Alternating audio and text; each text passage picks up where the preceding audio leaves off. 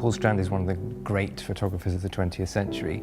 His career spanned almost the whole of the 20th century. He was born in 1890 and died in the 1970s. And so his career covers a wide range of places, types of people and styles in photography that are still highly relevant today. Strand's photographs were collected during his lifetime at the V&A, but there hasn't been an exhibition in the UK for nearly 40 years, so we felt it was time to show the vintage prints in the collections here and include them alongside photographs from the touring exhibition which has been organised by the Philadelphia Museum of Art.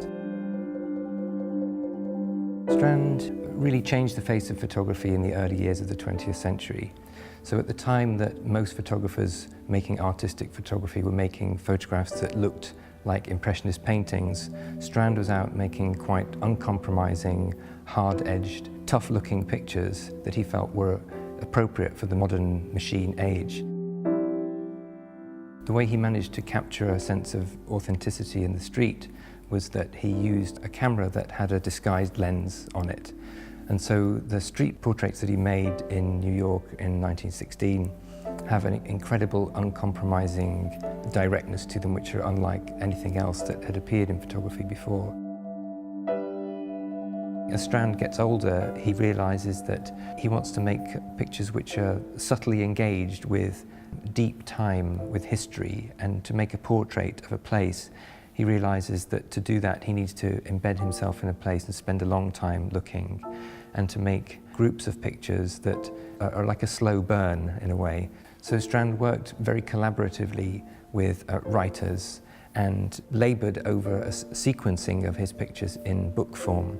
And he felt that this was a way of making his photographs more accessible. A single print on a wall in a gallery finely printed is one beautiful thing, but Strand was very socially engaged and wanted his photographs to be seen more widely. Although he continued to use a camera with a prism on it so that he could photograph people unawares, slowly he abandoned that, and by the time he was in his 60s and he went to photograph in Italy, he was more direct with the subject, so he often was very slow, very deliberate, and you have a sense that the people in the pictures are very aware of Strand taking the picture of them.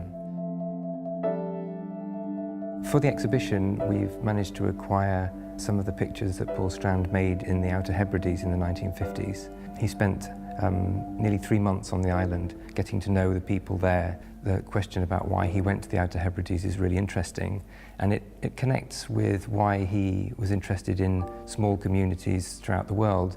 He was interested in finding places of authenticity, and this is a fantastic group of pictures that show life on the island and telling a kind of truth that he saw in the faces of the people and the landscapes.